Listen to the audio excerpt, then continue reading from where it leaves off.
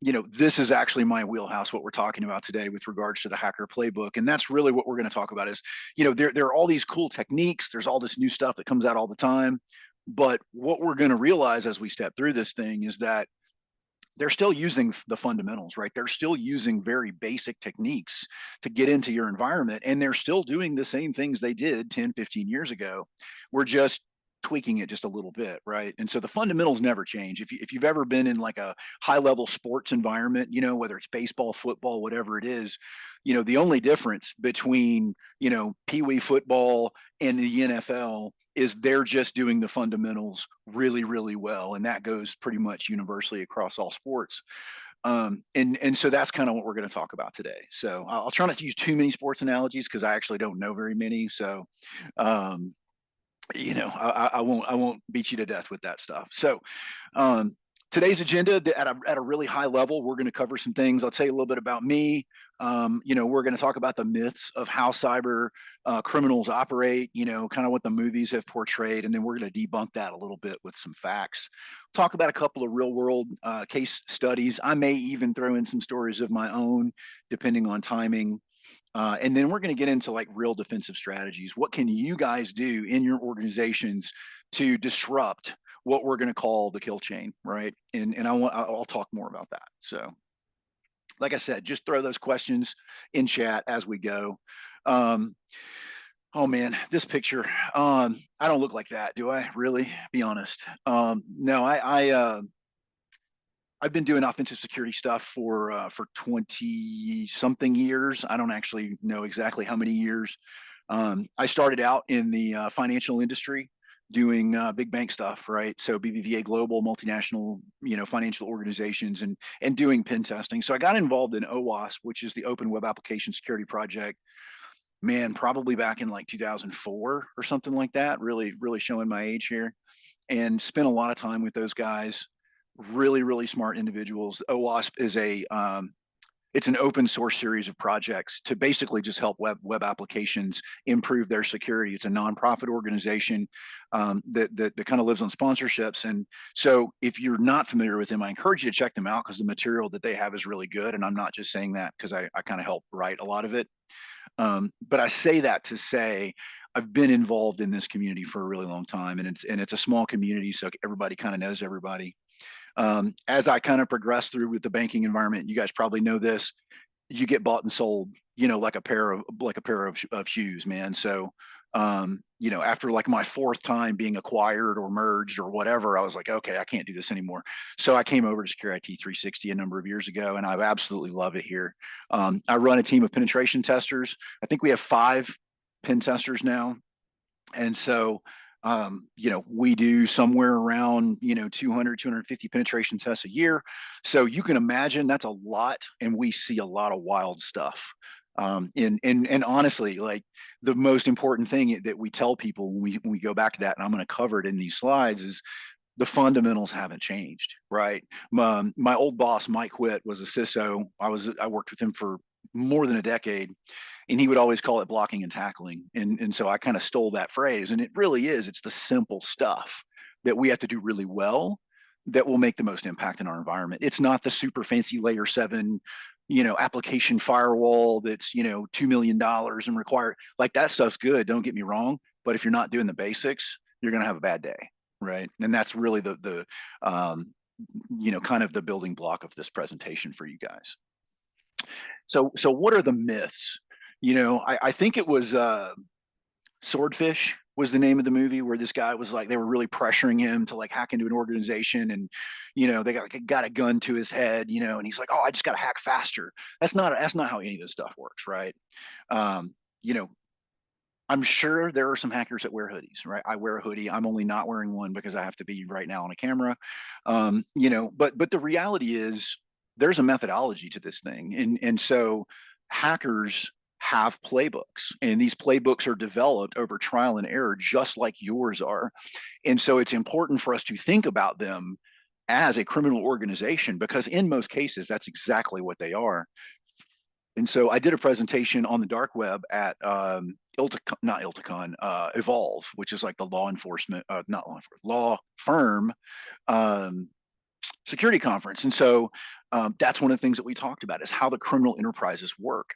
And so it's very rarely ever one, kid in his mom's basement wearing a hoodie hacking under blacklight. What's actually happening is there are multiple steps involved. And what's great about that is if they are a criminal enterprise, then they are somewhat predictable, meaning that they follow the same patterns of activity, which is great because it allows us to identify what those are and hopefully put blocking mechanisms in place. So I really encourage you to think about the bad guys as a criminal enterprise. They are a business just like you are. They have structures and organization, and they follow playbooks. And so that's really important to understand. I also mentioned the reconnaissance heavy. We are reconnaissance heavy when we're doing offensive security engagements like penetration testing, for example. And they are too, right? Because the more you know about your target, I'm sure there's a Sun Tzu quote in there somewhere. The more you know about them, the more effective your attacks are going to be. And we're going to talk about why that's important coming up. All right, framing the question. I blame Nikki for these images. I think they're adorable. But she really did a good job putting this presentation together. So I appreciate that. Let's ask the question, and I'm asking you guys to ask yourself this question. If you wanted to break into your environment, how would you do it? Right. And I guarantee you guys, I can see the gears turning. You're thinking, oh, there's that one app that I was always worried about. Or, I always worried about this one exception group who always gets a different policy than everybody else. And so you are already answering the question of how the bad guys are going to get in, right? You guys know your environments, and I encourage you to think like a criminal as much as you can. I don't know if that's a good quality or not, but it really works well for my job.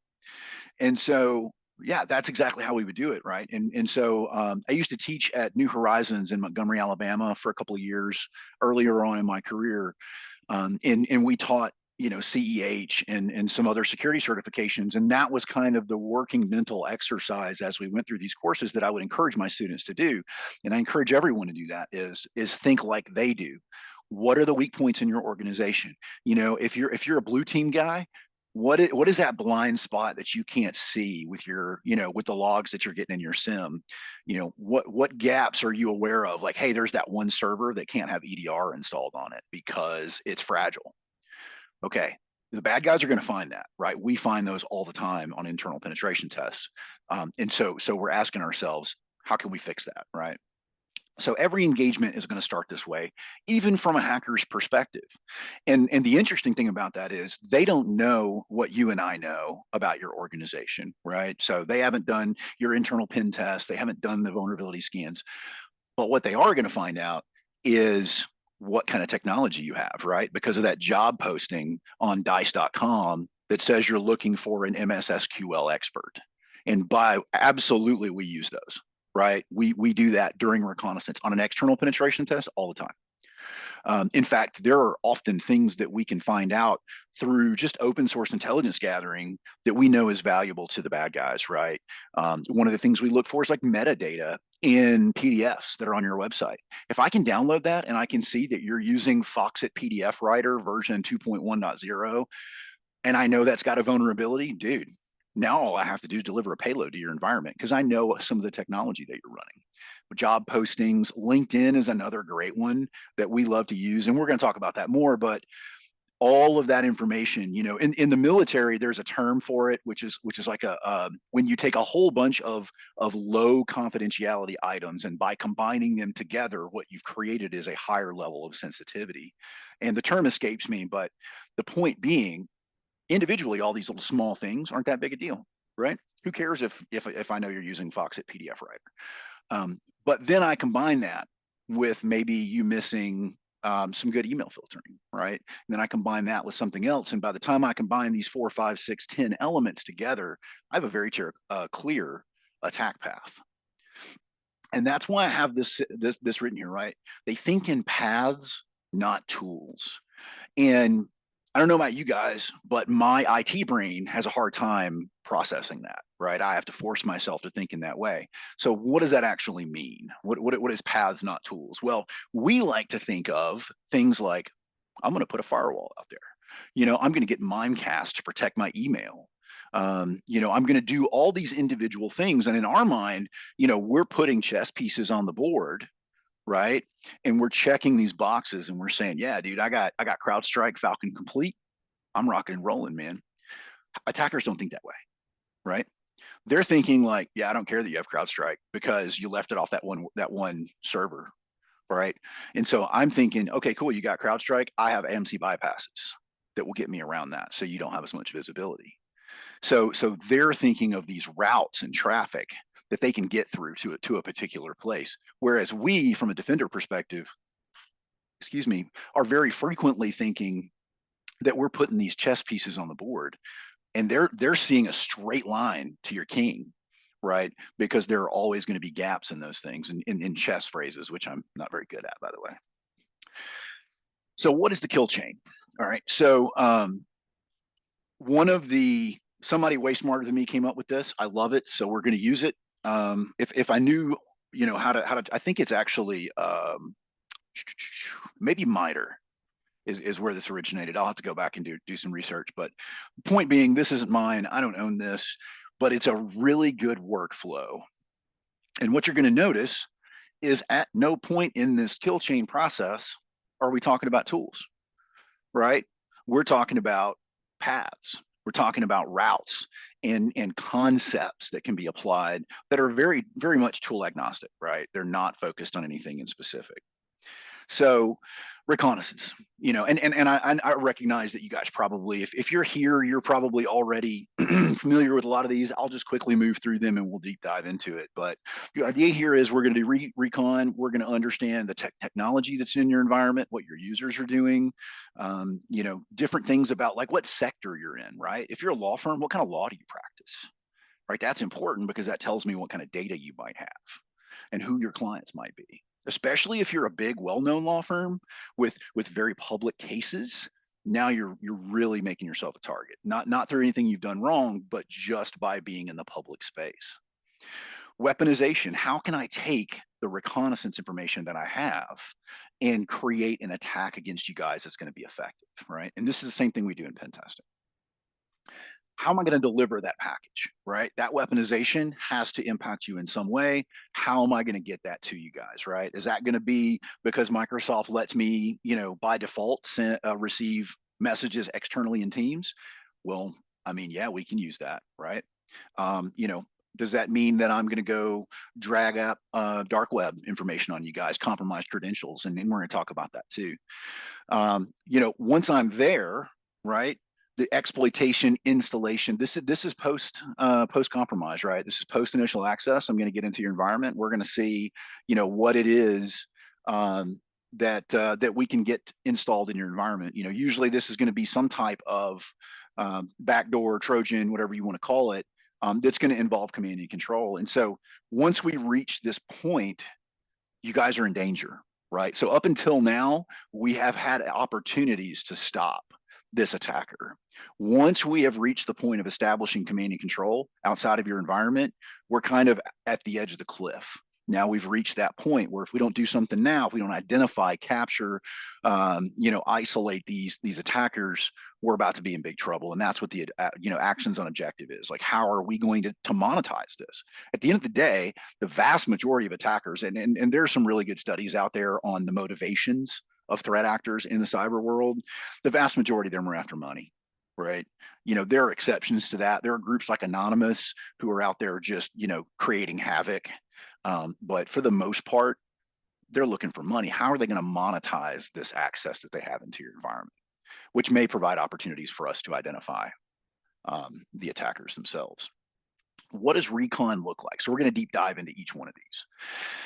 Well, I've already mentioned a couple of these, right? So LinkedIn, man, I love LinkedIn. That was the best thing that ever happened to the hacker community because we've given professionals a platform to tell us about themselves, right? And we love that stuff because if you are working at, and I'll actually give you a really good example, right? So we were doing a pen test a couple of years ago, and one of the developers at this organization posted on their LinkedIn that they were, this is their background. I'm an expert in, C#, .NET, and MS SQL, or whatever it was, right? I don't remember, but we were like, cool. And he works there. So clearly that technology, if that is his specialty, and he is now an employee of that organization, I know what their tech stack looks like. They're Microsoft heavy, right? So now I'm automatically thinking like, all right, cool. What kind of exploits am I going to use against MS SQL and C Sharp, right? Because there are dedicated types of exploits. So the next thing I'm going to do is go out to their websites. Which one of their websites are C Sharp? That tells me they've probably developed that internally, right? So now I've already created, just at the initial stage, I have a pretty good idea of what attack path I'm going to take. Data breaches are great, right? And they don't have to be your data breach. They can be your partner's data breach. They can be your client's data breach. They can be anything. There was one that was particularly fruitful a while back. I think it was like a park application where you had to register your vehicle and a form of payment, create a a user account, and that's how you parked your vehicle. And it was like really widely used across the Eastern Seaboard in the U.S. And because there was a lot of association with that and their work email, there was a lot of password reuse going on there. For a short period of time, my offensive security group was absolutely capitalizing on that. And so, by leveraging that, we were able to get into a lot of organizations. And so we look at data breaches as just a treasure trove of information for us. Passwords that are commonly used, that's another thing that's out there. If you guys don't know that, is, there are multiple password files that are really just a collection of all the passwords everyone's ever used, that's been compromised. And so, yeah, man, we'll use that. Job postings are really good. In a lot of cases, there will be information on your website, right, about, oh, hey, we're looking for a new, database admin. I keep going back to database because it's an easy reference, but we see all different variations of this. And don't misunderstand me. I'm not saying that you guys shouldn't go do those things. I just want you to understand what that risk is. I want you to understand that, that information is now public. You should absolutely be thinking about what controls you're going to have around the technology that you've just told the world that you have. So that's an important thing. External scanning, right? So what kind of systems do you guys have sitting out there on the public internet? What I love is DNS. DNS for us is a treasure trove of information. Well, why? Why is that important? Because it's just domain naming service, right? So like it's not like it's some super secret thing. But here's what's cool. If you want to send emails from Mimecast, you have to tell your DNS, right? There's a string in there for authorized senders. If you want to use marketing tools, it's got to be a DNS if you're sending emails through that. What kind of email stack are you using? That has to be in DNS too, right? Because we have to be able to route those, whether that's M365, whether that's Gmail, whatever it is. So just taking a glimpse at your DNS records and the text records associated with these different technologies, I can tell you what your external facing stack looks like in a matter of seconds. So we love DNS, right? We absolutely love that. Shodan, Census, there are other different tools out there. We have our own suite of tools that we do. And we're just going to combine all of these pieces of information. Picture like the old detective movies where they have, a pegboard and they pinned up a picture and there's like string going. That's what we're doing, guys. That's exactly what we're doing. Is all right, cool. I know they're using MS SQL. I know they're using, they're heavy Microsoft, which means I could probably guess they're M365 clients. I can look at that implementation and tell you if they have on-prem Active Directory because I see NTLM over HTTP. And so there's like all of these different pieces that we're putting together, right, to make this whole picture of what your organization looks like. And that's what the bad guys are doing. Active reconnaissance, right? All those services that you guys have listening on the public internet, things like SSH, SSL VPNs, all of those bleed little pieces of information to us. In fact, one of my favorites is when I go to your SSL VPN and it tells me the type of MFA you have. Excuse me. And so, for example, I'll know that you're using Duo. I also know that by default, many Duo implementations are vulnerable to, push fatigue. And so I want to find out if you guys are vulnerable to that. So just kind of looking over your exterior footprint, combined with what I can see from an open source, research perspective. In most cases, we already know where the vulnerability is going to be, right? Before we even launch the first offensive tool, we have a pretty good idea of what we're going to do just by looking at that. And they will too, right? So weaponization. As a result of that, now we're going to start building stuff, right? And so if I see, and this is a real world example, right? If I see in your DNS text records that you're leveraging, let's say, Quicken for payroll, right? How would I know that? Well, you might have pointer records, you may have dedicated instances of that, any of those things. Well, man, what better phishing payload than telling someone they're not going to get paid unless they update their banking information in QuickBooks, right? So guess what my first attempt's going to be, right? So I'm going to spin up I'm going to spin up a fake, Quicken environment. I'm going to craft these emails. I already know who you trust, right? If I can leverage those, I absolutely will. And by the way, fun fact, Microsoft M365 email bypasses web gateways or cloud email gateways if you send it from a trusted tenant, which means I don't even have to take over your email tenant. I can take over a random email tenant from a janitor service somewhere. And because it's a paid corporate trusted email source, it doesn't even check your exterior gateway. It's just delivered to your inbox. Now, it does have to go through Microsoft rules, but if you're familiar with those, they are super lax. So we don't care. So yeah, those are the kinds of things that we're going to do. Every single attack is going to be custom built around the environment that you have. And so, yeah, I mentioned exploit kits and custom malware, right? Well, I know you're using, as the example that we provided earlier, I know that you're using Foxit PDF Writer. Man, what a great piece of malware. Now, you're just going to get an update on your screen that says, yo, your Foxit PDF Writer is out of date. Click next to finish the update. And so all of this stuff is designed to feel natural to you, right? It's technology that you're using. The email came from Quicken, and the site looks legit. Now all of a sudden, I don't know why, but I happen to be doing a Foxit, PDF writer update, and all of these are pre-planned parts of the process of infiltrating your environment. Tool selection. So this is kind of a hodgepodge of tools. If you're familiar with them, then you'll know, right? So Metasploit's just an exploitation framework that's really commonly used. I will tell you though, even though Metasploit's common, if you see it used in your environment, you've got an amateur on your hands, right? And that kind of goes both ways for pen testing or for a threat actor.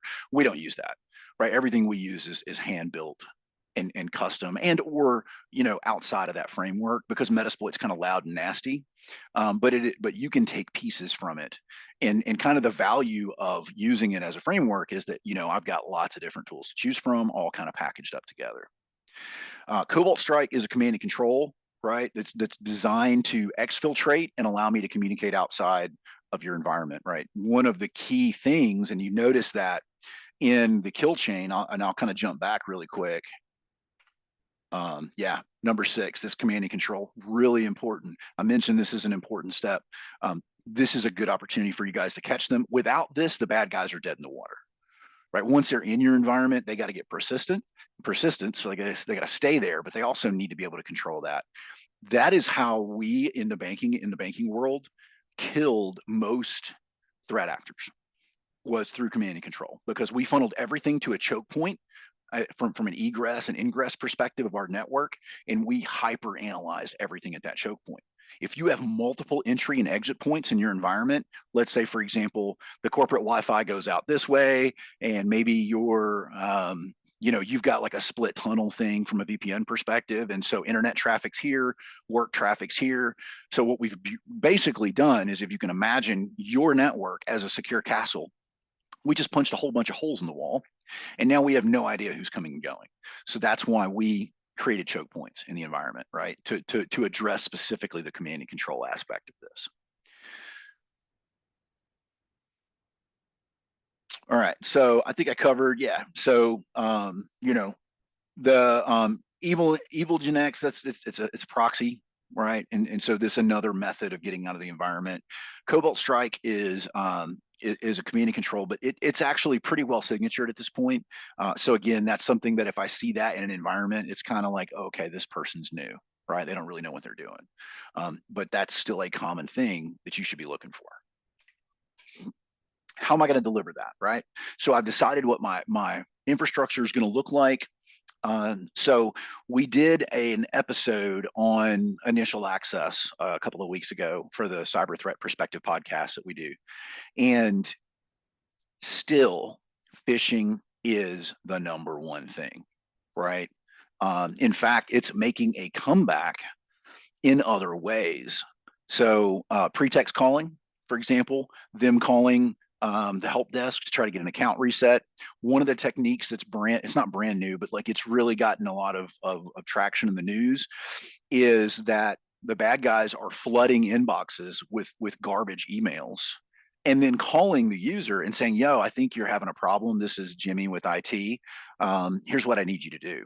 And because there's that correlation between them having an issue from a technology perspective and that phone call coming in, they just automatically trust it. So we're just taking advantage of human nature. I have a problem. This guy says he can solve my problem.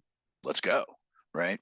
And so that's how these bad guys are tricking users who would otherwise probably be more protective. Right. Normally I can't call someone and be like, yo, I need you to run a program for me. I'm gonna send you a link over Teams. Most people would be like, who are you? Who do you work for? But in this case, we're catching them, where they need help. And so we're able to get in and be successful with that. So um, LinkedIn messages, another super common path. Just be wary of all social media, right? Especially one where you're telling people what you do for a living, which we would never do on Instagram, right? Or Facebook. Like most of you guys probably have Instagram and Facebook. You don't put your job on there. You don't put your expertise and what technologies your organization uses. But for whatever reason, we love to do that on LinkedIn. It's the same thing.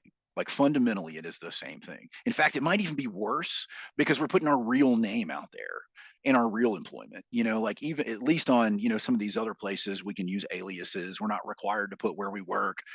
It just baffles me, that we would be like, yeah, I would never tell anybody what I'm doing or that I'm going to go on vacation on, Instagram, but yet I'm telling you everything I do at work on LinkedIn. So yeah, it's a huge opportunity.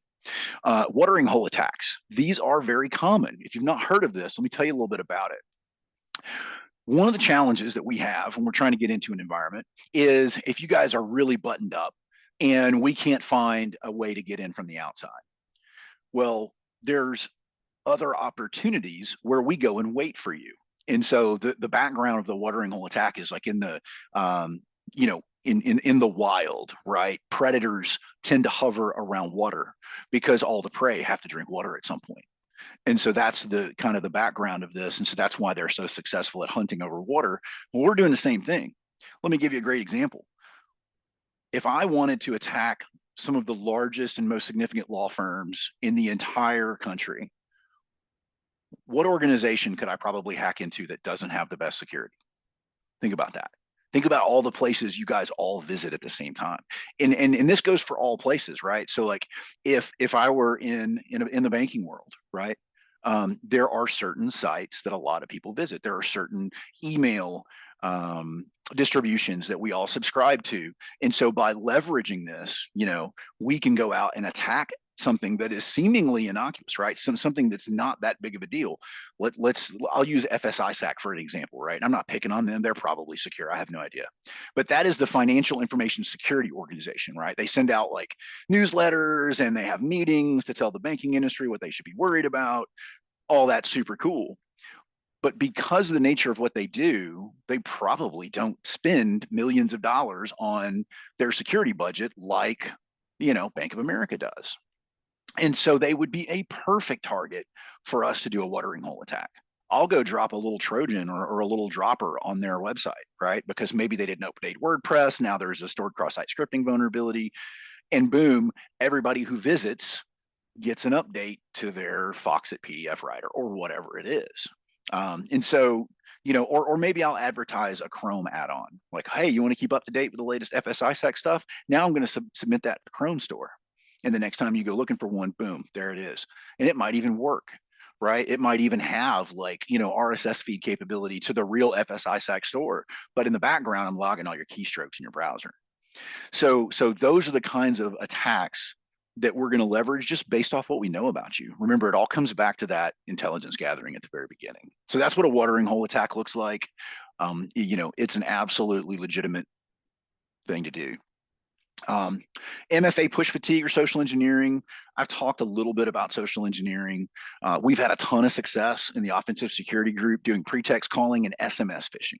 SMS phishing, I think, and I'd have to go back and look, but we're running like a 40% success rate. And so what I mean by that though is out of every 10 texts we send, 4 people click, and that's on a per organization basis. That's not over 10 organizations, 4 of them fell victim. I'm saying 100% of them fell victim. And usually it's 40% of the folks are clicking on that link. That's some pretty staggering numbers, right? Especially when you consider that I'm probably clicking on that link on my phone. Where do you guys get your MFA? You get it on your phone, right?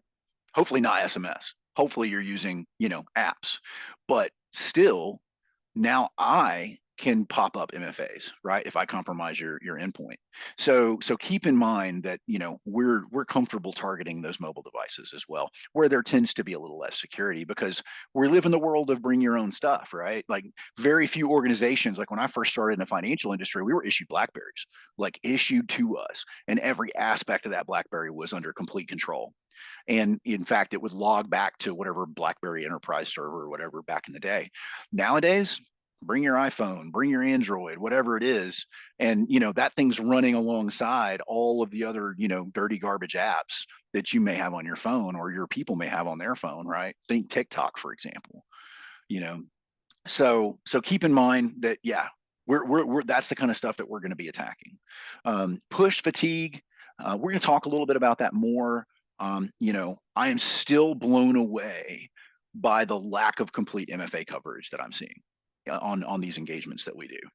And if I had to give you one thing to take away, that would be it, right? And there's some key takeaways we're going to talk about as well. All right. So exploitation, right? So this is how we're getting initial access. Talking about MFA bypass, this is through token stealing and proxies. Credential stuffing with leaked passwords. That is a very consistent thing that we do. Unpatched VPN. So I mentioned earlier that phishing was the #1 mechanism by which initial access has been occurring, and that was as of 2024. Exploits are #2. #2 being you didn't patch your VPN, you didn't patch your web server, you didn't patch your web RDP environment, and so now I'm gonna, proof of concept comes out for an exploit that's been known for a couple of weeks, and now we're in your environment, right? And so if you guys don't already, and we'll talk about this in some detail, have what we would consider to be an emergency patching process with very specific criteria that exists outside of your normal vulnerability management process, then you have an opportunity to improve. So we'll talk about that too. Installation, right? This is how I'm going to persist in your environment. Installing backdoors, startup items, scheduled tasks, stuff like that. It's also much easier to create parallel attack processes inside your environment once I'm there, right? Meaning that I'm not just going to stop there. I'm still going to be looking for tokens. I'm still going to be looking for sessions, but I want to get that persistence initially. I would say this is where EDR starts coming into play, right? Is your EDR squared away? Can I bypass it easily? If I do you have PowerShell logging, right? Because that's one of the most common ways to bypass EDR is through PowerShell. Are you monitoring for that? Because there are signatures that exist. There is PowerShell logging that you can enable in your environment that will give you visibility into attempts to establish persistence, right? So that's an opportunity for us at every one of these steps. We either hit or miss, right? If we hit, we find the attacker, we isolate the machine, we contain the incident. If we miss, we move to the next stage, and things get progressively worse as we go. Cloud persistence via OAuth. Cloud is absolutely an exposure point for you guys, even if you just barely have a toe in it. And this is what a lot of people don't understand about the cloud is that just by creating a tenant, right? I ask a lot of people during like scoping calls and kickoff calls on these pen tests, how much you guys, how much in the cloud are you? And what I get from a lot of people is like, oh, we're not doing cloud at all. And I'm like, cool, man. So what's your email platform? Like, oh, we're using M365. I'm like, so you're in the cloud. And so just creating a tenant creates all this other stuff in the background that you may or may not know about, right? So for example, when you start moving things like Active Directory and Azure AD, and you start adding these little things, there's 100 other things that get added onto your tenant on the background you don't know about, and many of them are insecure by default. And so I encourage you guys to really do the research, familiarize yourself for what that attack surface looks like. It's a little out of scope for this conversation, but you really need to be paying attention to what you're spinning up in the cloud without your knowledge. Okay. Um, Token theft and reuse. Token theft's really big right now. I want to talk to you just really briefly about that because I kind of glazed over it before. So when we're talking about the authentication sequence, right? I'm going to give a username and password. Let's say I'm single sign-on through M365 to go log into payroll. Real easy example. So when I go to my payroll website, I actually get prompted to log into Microsoft, right? Or if I'm already authenticated, then it just kind of passes me through. Super convenient. I actually love SSO. No hate there. The concern here is that, when you log in for the first time, you got to give up MFA, right? So let's say your MFA is super squared away. And now the way that I am identified as a unique user, who I am and what I can do in that application, is through my session. So what's absolutely nuts about how we implement security on web applications is that we're going to make you go through all these hoops: strong password, username, strong MFA. And then as a result of all of that, I'm going to give you this string of random characters that's going to be stored in your browser. And that's the only thing you need to authenticate to that application from henceforth. Blows my mind, right? And so if I, as a bad guy, can either get into your browser or proxy your traffic, I can just steal the session, right? I can just steal that randomly generated string of alphanumeric characters, and I am you, and I never even knew your password. I never even had to bypass MFA, but I am being treated just like you are in that application. So scary stuff, right? And so that is why token theft and token reuse, AKA session theft and session reuse, is such a big deal right now in our ecosystem, is because it's an easy button, right? All I need is that string. Now, are there defenses? Absolutely. Are most of us doing it? No. So something to take away also, right, is that. So I talked a little bit about cloud persistence. I could talk for 2 hours on just OAuth and IAM, right? But basically what we're talking about here is creating legitimate identities in your environment that I can reuse later. What is command and control? All right, folks, this is like a remote control thing, right? The little remote control toys that your kids have. The command and control is that remote, and the method by which that we're controlling that four-wheel drive pickup truck or whatever it is that he's playing with is that wireless communication, right? Probably 433 megahertz or something like that. But the point is, they have to have the same thing. The bad guys have to be able to control their little tools that are running in your environment once they get in and they get past that initial access. And the way that they do that has become really creative over the years because, for example, the original way, like the old school way, was like SSH. I can just send commands over SSH. But we got wise to it, right? And this is a lot of years ago, but we got wise to it and we're like, hey, what if we just blocked everything but 443? Or 80, or let's block everything but web traffic, because why would someone be SSHing in and out of my environment? That doesn't make any sense. And then hackers realized there are certain protocols we can't turn off. SSL is one of them, right? HTTPS is one of them, but so is DNS, right? DNS has to have a route out to the public internet. Otherwise, we can't resolve domain names. And so DNS tunnels are really common. They're also super easy to identify because they are unusual in how they work. Basically, the way a DNS tunnel works is I'm going to use your internal DNS server. I'm going to make a call to that DNS server to go resolve a domain that I control. But the subdomain is this big, huge, long string. And that's the command. And then the response that we get back is another command, right, from my DNS server. And so what's unique about that is normal DNS requests are like, hey, go find app.microsoft.com, give me an IP address. Hey, go find google.com, give me an IP address. Those are normal DNS requests. When I start seeing, hey, go find random string inserted here, this really long thing to this DNS name that's only been registered for 2 weeks, Now we start getting into some weirdness, like, why am I doing that, right? Why am I allowing that outbound? So you should be asking yourself, am I looking at my DNS traffic? Because if I'm not, I've given the bad guys a path. Remember, we think in paths. I've given them a path out of my environment.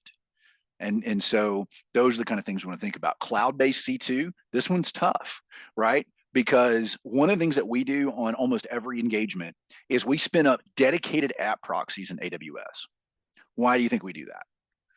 Well, we do that because everybody trusts AWS, right? If you see a random request going out of your environment to, you know, azrandomstring.aws.com, whatever, whatever that URL looks like, you're gonna be like, somebody's just, resolving some static code on an Amazon bucket somewhere, whatever.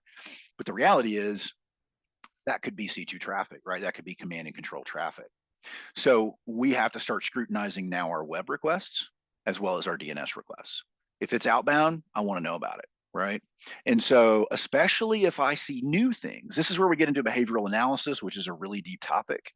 But now we can start looking for things that are new and maybe high volume, right? So let's say I'm doing analysis on DNS resolution. I'm doing an analysis on web requests and domains that I'm making requests to. And we used to get these reports like every day, right? Like I'd come to work, there'd be a report in my inbox. I'd pull it up and I'd be like, cool, everybody's going to hotmail.com, whatever, right? And then I see this new thing that showed up that wasn't there before. And there's a bunch of requests to it. Okay, now I want to understand what that is. You guys should be doing that. There are better ways to do that. There's AI and programmatic analysis. You don't need a guy to sit there and do it, but you should be performing analysis on these outbound requests, whether it's 8443 or 53 UDP, right? Low noise beaconing malware. So the bad guys are also smart, right? And they realize that if they're doing a ton of traffic, it's gonna be really easy to catch. So what they're doing now is they're sending out beacons on intervals where they're like, all right, cool, I'm going to send a DNS resolution request for this, and then I'm going to go quiet for like 15 minutes or an hour or 3 hours. Well, we can use that pattern too, right? There are ways to detect that as well. So you should be asking yourself, am I looking for malware beacons? Because there are legitimate signatures out there that will help you identify those. Actions on objective, right? So this is kind of borrowed from military phraseology. There's really two things that we're looking to do right away, and this is assuming that we don't already have what we need. But privilege escalation, meaning I want to have higher level of privileges. Okay, this is an opportunity for you guys to detect bad guys. If I'm trying to dump LSAS, which is the credential store on Microsoft workstations, if I'm trying to run PowerShell commands to identify local admin accounts, whatever those things are, we should be looking for those.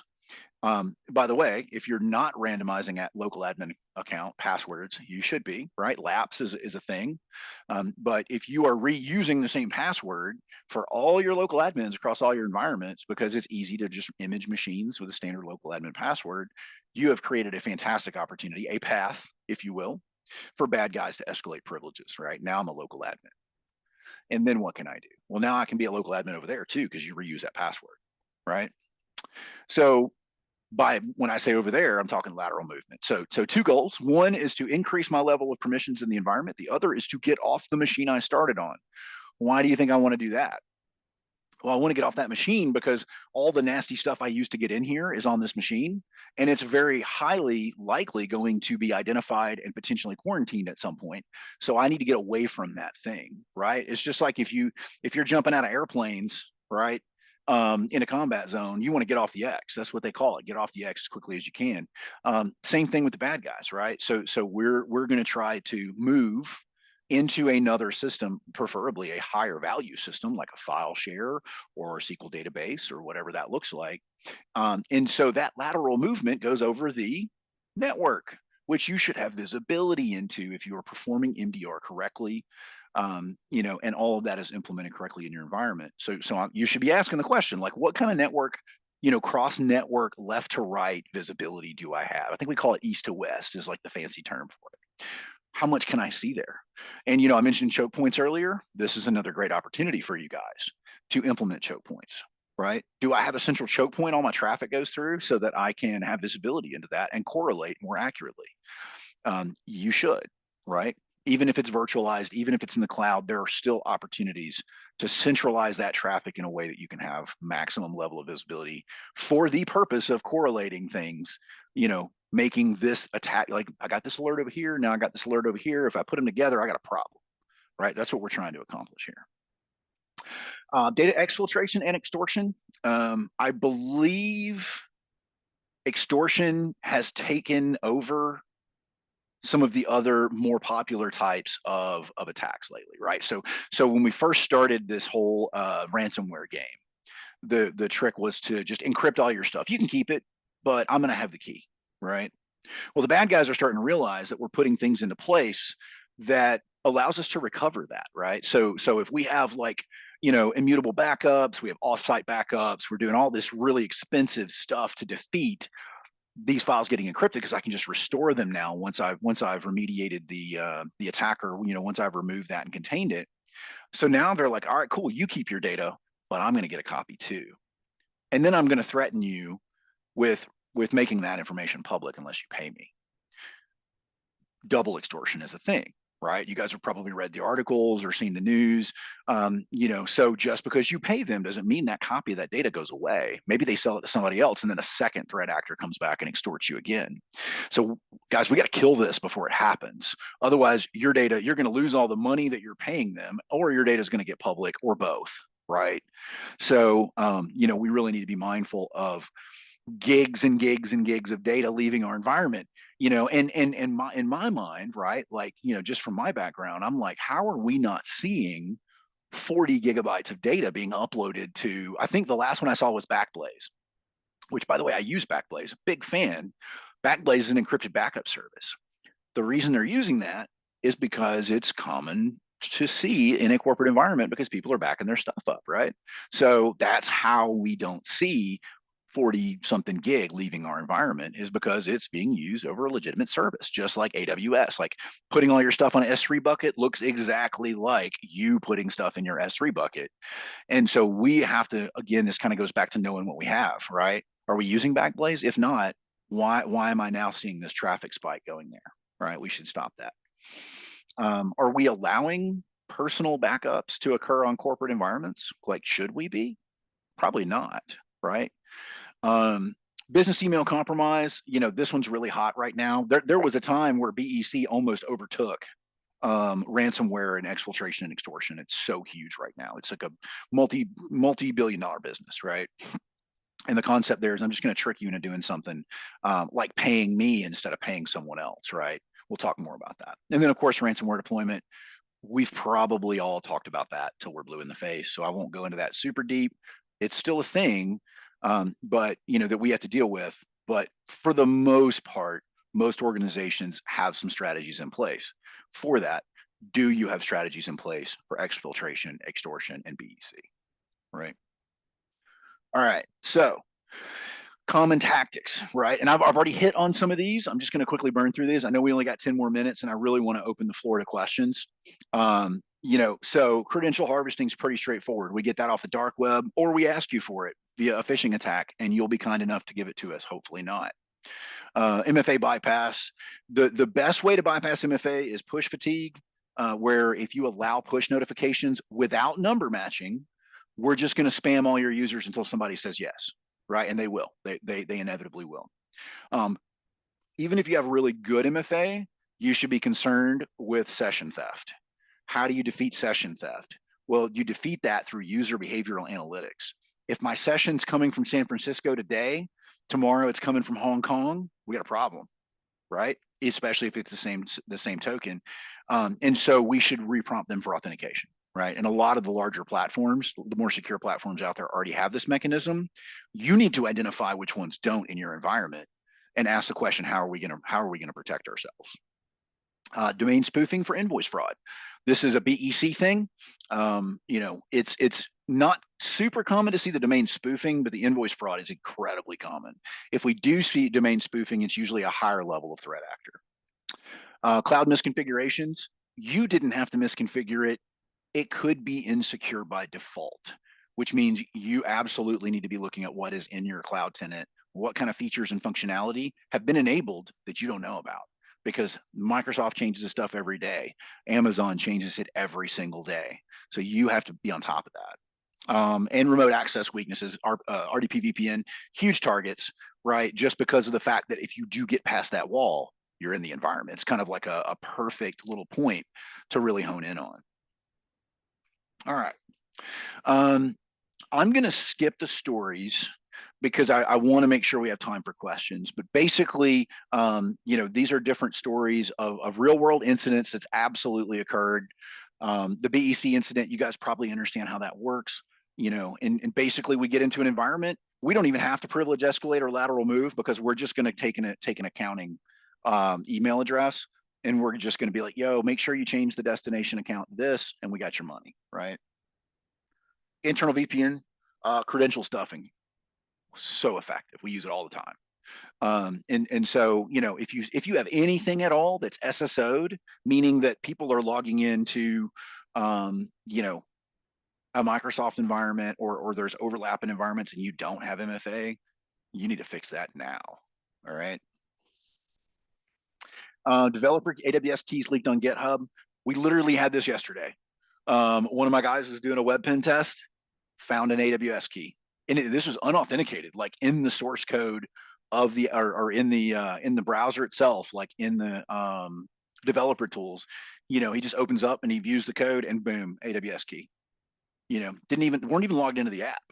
And so now we've pivoted to their back end. We just skip the app completely, and we have access to everything that they have, including other tenants and other clients. So keep that in mind. That stuff is super dangerous. There are some really cool tools that will help you, identify those. Trufflehog is one. It's an independent tool, but it can also be used in Burp Suite. You guys can do this on your own, right? You don't even need a pen tester to do it. Go get Trufflehog, scan your stuff, right? Okay, what actually works? Number one thing out of the gate here is know what you have. That is more important than a pen test. It's more important than vulnerability scanning. It is the predecessor to all of those things. If you don't know what you have, you cannot secure it. Make sure your asset management is squared away. It's bizarre, but like literally that is not even a security function. It's just a basic IT function, but it's more important than anything else. Absolutely the most important thing. So that has to be fixed first before we do anything else. Enforce MFA properly. There are some really cool tools out there. I think it's called MFA Sweep is a tool that we use that will scan your entire M365 environment to find out which components don't have MFA. And 90% of the time, we find components that don't. So now we've got credentials, and now we're able to get into your environment. Even though your M365 environment, right? Your email, yeah, I got to put in MFA. What about your your graph API? What about that? Is that MFA'd? Because if it's not, I can do anything I want, right? Obviously, user training, least privilege is huge. I mentioned about local admin. We should be at a place in our lives where we're not giving users admin anymore, right? We've evolved since 1995. So if you're not sure of that, you need to check it. Test your incident response plan. Tabletops are ideal here, right? Step through those scenarios.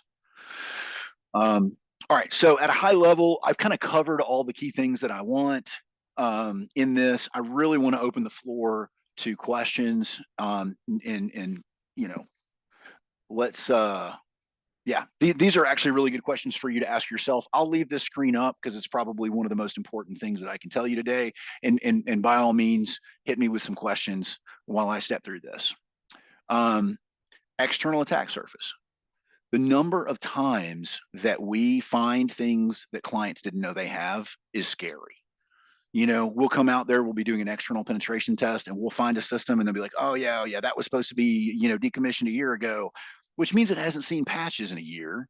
And who knows what kind of nasty stuff is running on that thing now that attackers have been able to have access to that for a year, right?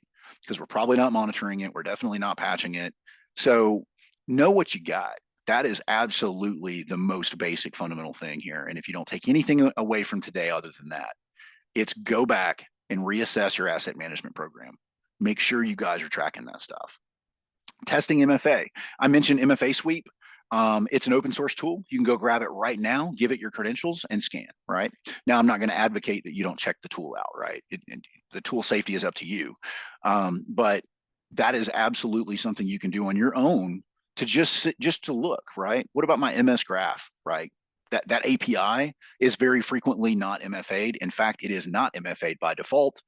You should be checking that out because that API, by the way, I can do anything.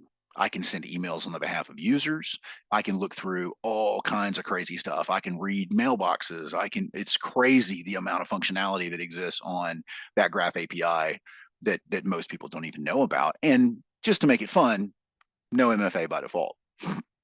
Can we detect unauthorized access in under 15 minutes? Why is 15 minutes important to us? Well, it's important to us because that's about how long it takes for my guys to pivot into your environment, establish persistence, and start establishing command and control. That's a very short period of time. I would encourage you to ask your MSSP, what is your SLA? If their SLA is like 45 minutes for highs, you got a problem, dude, right? How can we get that number lower? And so, what different detection mechanisms work in that time frame? Because not everything will. I'll give you a great example in MDR, right? In a lot of scenarios there, let's say it's an endpoint log. So I've got an agent that's polling logs. It picks it up, sends it over to a log aggregator that ends up going to the SIM, that ends up getting parsed. An alert is sent to an analyst. Time is ticking, folks. And so all of those stops along the way are delaying the time. And then you've got to get an email alert or a phone call that you don't answer, or you haven't checked your email because you've been in an important meeting for an hour. Bad guy's been in your hour, in your environment for 2 hours now because of all these delays. How can we improve that? That's the question I want you to ask. Have we tested an incident response plan? Yeah, man, this is actually not as big of a lift as you think it might be. You can do your own internal tabletops, right? Go to ChatGPT. Hey, man, give me some common scenarios, or just get scenarios out of the news and establish a common attack path. Bring that into a meeting with all of your, cyber folks and IT folks, and say, all right, cool. Step number one, we get email phishing. What happens? Well, we have all these things in place. Awesome. Step number two, it gets in our environment. They drop. So step through this and ask yourselves the honest questions of would I detect this? And if I do detect it, is it fast enough for us to react to it? And then what's our reaction, right? Just asking very basic questions. All of these are things you can do on your own. Obviously you can have like a third party sanctioned tabletop, but I would even encourage you to do it internally first, right? So you can get your feet wet and understand how it looks, feels, smells. And when was our last pen test? That is the closest thing you're ever going to get to a real threat actor coming after you guys. And so, you don't have to do it all the time. You don't even have to do it, any more than you prefer to, but that is an important step in testing security controls. And I want to be really clear about something. A pen test is the final exam. It's not what you study with. So what does that mean, Brad? All right. So what that means is we should just be validating your processes and your technical security controls. If I'm finding 7-year-old vulnerabilities in your environment on a pen test, something has fundamentally broken down in your process that has caused you to miss something for 7 years. That is massive and incredibly important for you to understand it in that context. And so that means that your asset management is not where it needs to be. That means your vulnerability management is not where it needs to be, folks.